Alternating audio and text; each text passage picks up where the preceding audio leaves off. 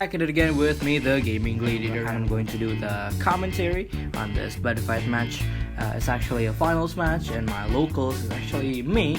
I'm using the Garga Knight deck against a friend of mine there that uses the Link Dragon Order deck. That's actually focused on the size 3 Agito, which fills up its own souls and makes itself indestructible. Looks like I'm gonna go first there, and that means I'm gonna have a chance to FTK my opponent there.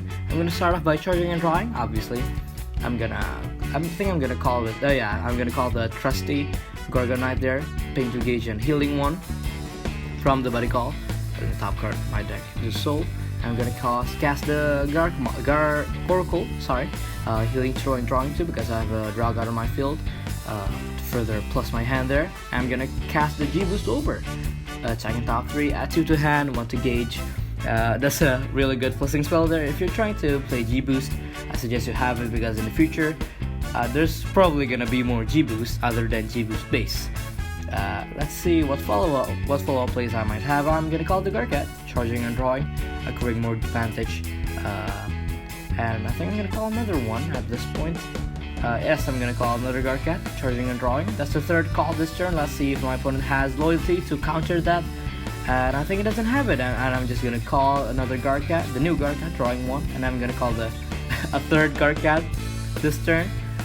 Yeah, I think I'm just digging for the impact there. I'm gonna equip the item to make my whole field indestructible, and I'm gonna call it TC Garga. I'm going to straight to battle phase and paying 2 life and charging 2 and drawing 2, probably to dig out that impact from my deck. And I'm going to swing with TC Garga for 5. That's gonna leave my opponent with 5 life. Let's see if I have the impact, and I actually do have the impact, so that's gonna close out game 1, and let's go to game 2. Game 2, so the Link Dragon Order has learned his lesson, and he's not gonna have me go first again, because if I did go first, that's gonna give me a chance to actually FTK him. So he's gonna go first in this game. He's gonna draw, and he's gonna charge and draw. Oh, he plays King Agito. That means he needs to set up his drop zone before calling the King Agito. Fortunately, the Ancient World does have a spell. Yeah, that's the spell. He's gonna set up his drop zone by putting Hara and the promo card, I think, that actually can fix his hand each time the King Agito attacks. If you don't know, King Agito actually gains all abilities of cards in its soul, of these shares to be precise, in its soul, and the Hara is basically can heal him each time the King Agito attacks. And he's gonna call the King Agito, and he's gonna put the before mentioned cards to the soul, the size one that can fix his hand, and the Hara. King Agito is actually already good on its own because each of his attack phase, he can actually mill 3 and then put all these shares that he milled to its soul. So yeah, that's a really good ability. He can potentially gain 3 new abilities each attack phase. That's really good. And he's gonna do just that. He's gonna mill 3, and then he's gonna get the size 1 that fills up its own crit, fills up King Agito's crit, and he's gonna get the Rampage box effect.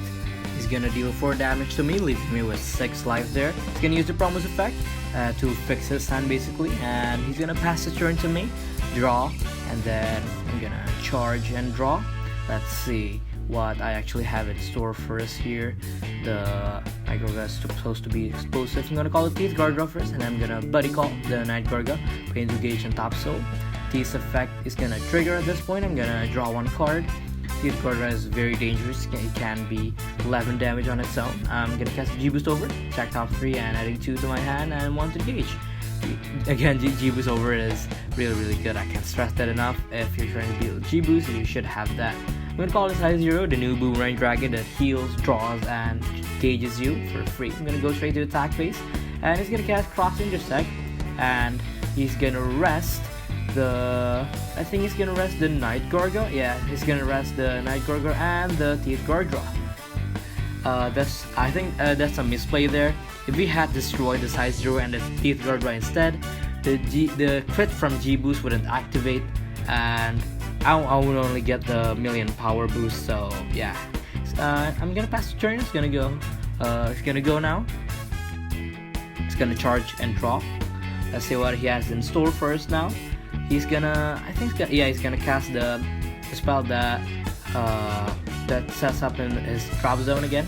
He's gonna send the Agito that fills up souls, and he's gonna charge one off the spell's effect. Let's see what other plays that he has in store for us.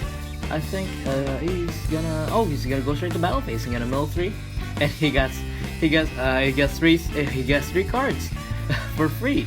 Amazing luck there. He's gonna proceed to demolish my board there. Like I said before, he has the Rampage boss effect. He's gonna destroy all my monsters there. He's gonna heal 2 in the process of attacking. See, he's not getting tired of those heals, man. He's gonna attack me, but unfortunately I have the body block to prevent any more attack damage. He's gonna pass his turn to me. I'm gonna draw. I'm gonna charge and draw. I'm probably gonna set up another G boost play there. I'm gonna equip the item first, paying a gauge, paying a life, preventing any destruction, obviously. And I'm gonna call the Night Garga, setting up another G boost play. This is the second time I think I've called it, or the third time. I'm gonna call the new Garga, drawing 1, and I'm gonna cast the Garga Shine to return, I think, the Garcat and the Teeth Garter. Yes, the Garcat and Teeth Garter to my hand, I think, for the offensive plays. And I'm gonna call the size 0 there. That's some misplay on my part. I shouldn't have called it, because if I hadn't, I could have just attacked with my item. And as you can see, he arrested the size 0, so I wouldn't be able to attack with the item there. Really good play from the Link Dragon Order player there. And I'm gonna attack with the Garcat, dealing 3 damage, 3 penetrate damage and 1 ping damage. I'm gonna heal a double attack and heal 1, and then ping 1 damage again, and then do a 3 penetrate damage, and he's gonna take that to the face. He's gonna be left with 7 life, and I'm gonna activate the item effect, and I'm gonna call the Teeth Garga. Teeth Garga can dish out 11 damage on its own, but it's gonna get rested by the Link Dragon LDO player's effect. And I'm gonna pass my turn, and he survive an onslaught of my attacks, and he's gonna charge and draw here. He's gonna call Sumasaki, charging and drawing, basically a Garcat for Link Dragon orders that actually can fill up defenses. He's gonna cast the spell that can salvage the shares. He's gonna salvage Sumasaki and the item, I think. The item is to reduce effect damage. As you can see, I do have a lot of penetrate damage in my board there, and equipping it will actually save him a lot of damage. And it's gonna call another Sumasaki. It's gonna go straight to attack phase. He only got 1 extra soul there. Let's see. I think he's gonna proceed to clear my board again. He's gonna heal 2 in the process of each attack. He's gonna again attack the Teeth Garga there, healing 2 again and again. He's gonna attack the center now, but he's gonna use the size 1 effect first to fix his hand, put it 1 into his soul, and then drawing 1, and then he's gonna attack the size 0. But I think I'm gonna use the items effect here to mistarget the attack and call Garcat charging and drawing. That actually foils the attack of King Agito there. He's not gonna stand again. I'm just gonna take all the damage from here on out. He's gonna cast the spell that stands as Agito. To be honest, I'm kind of scared at this point, because he's successfully dealing 3 damage there, leaving me with 2 life. I'm scared that he has an impact, but fortunately he doesn't have an impact, so he's just gonna pass his turn. Draw, charge and draw. I'm gonna call the Garda, discard 1, and charging 1 and searching the G boost from my deck. I still have the Night Garga, it seems. I thought all of it is already in the gauge or in the drop zone now. Fortunately, I still have 1 Night Garga left in my deck, and I'm gonna call the Garcat, charging and drawing without fear of loyalty, I think. It's only the second call. Now it's his third call. My opponent is not gonna respond with loyalty now. That means I can attack and call.